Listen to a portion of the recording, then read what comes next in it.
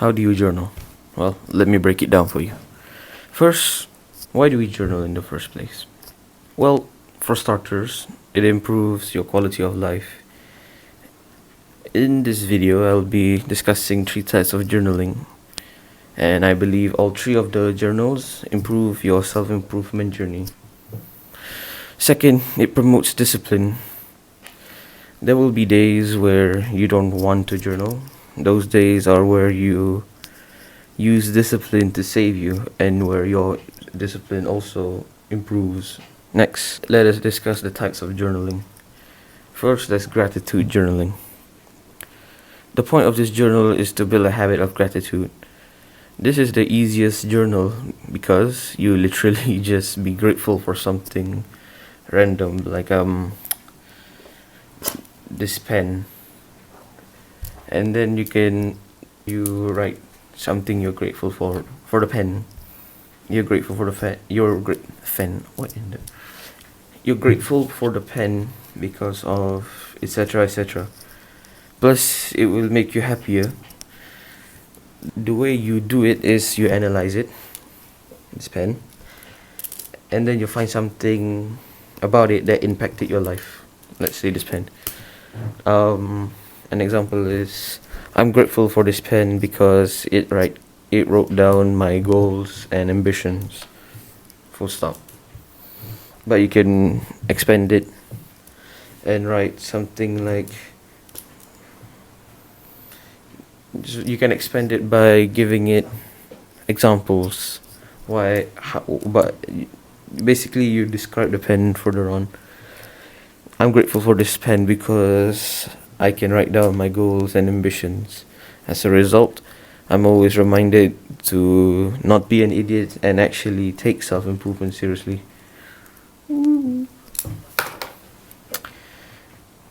Page 2.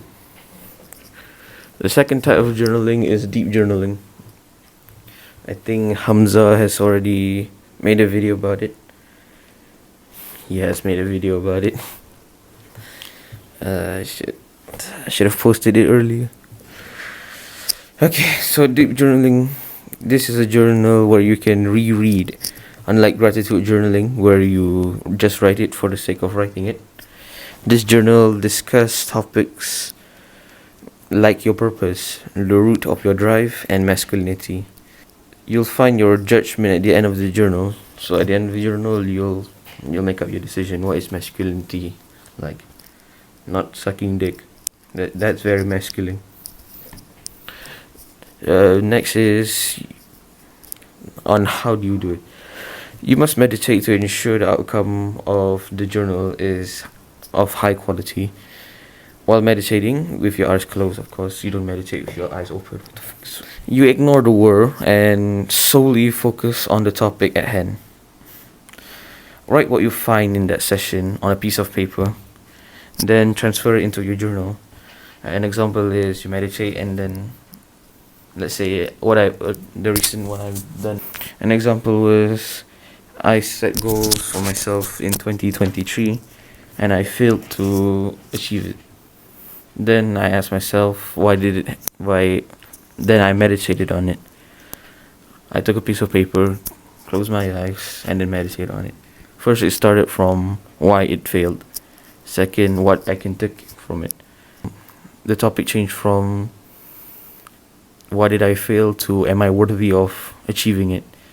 And then it transferred to the reason why you want to achieve it. You started from why you fail, then you start questioning life itself. You're thinking the journal. Yeah. One thing to keep in mind is the journal's end does not mean the end of the discussion. It can be continued if you end up making a bad lap of judgment and if your opinion is changed.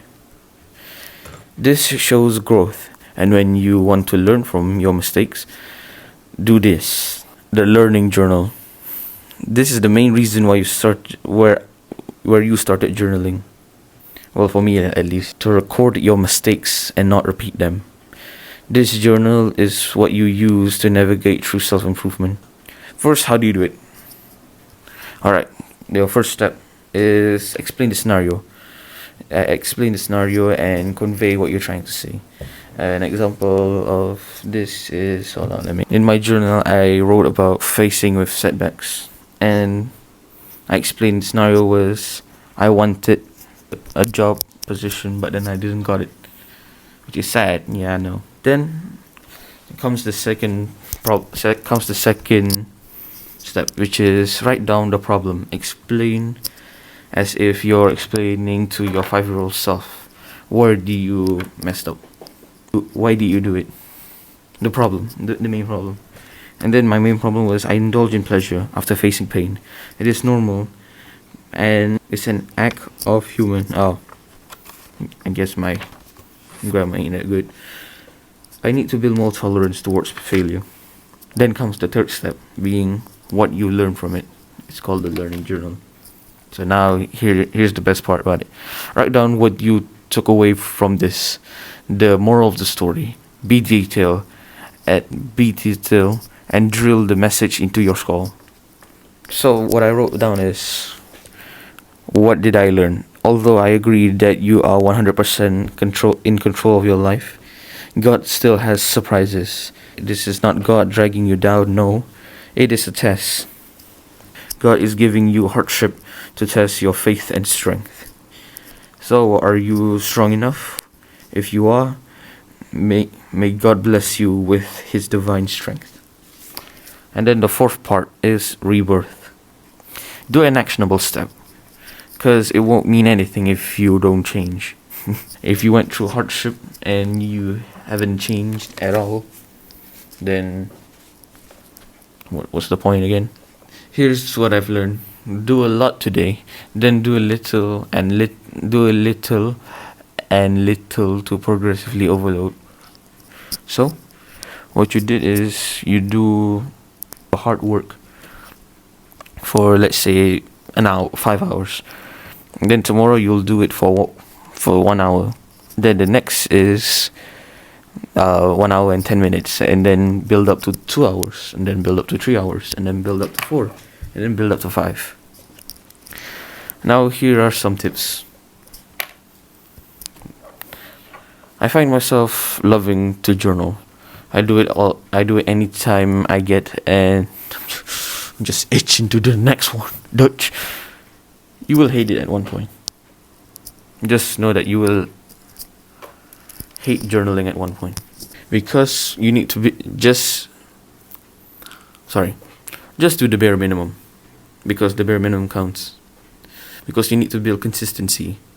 Example, I'm grateful for cats because cute. It still counts, so don't need to worry, bro. That's all. Take care. Mwah. Oh shit, that's what Hamza does. I need to do my own thing. See you in the next video. Bye bye.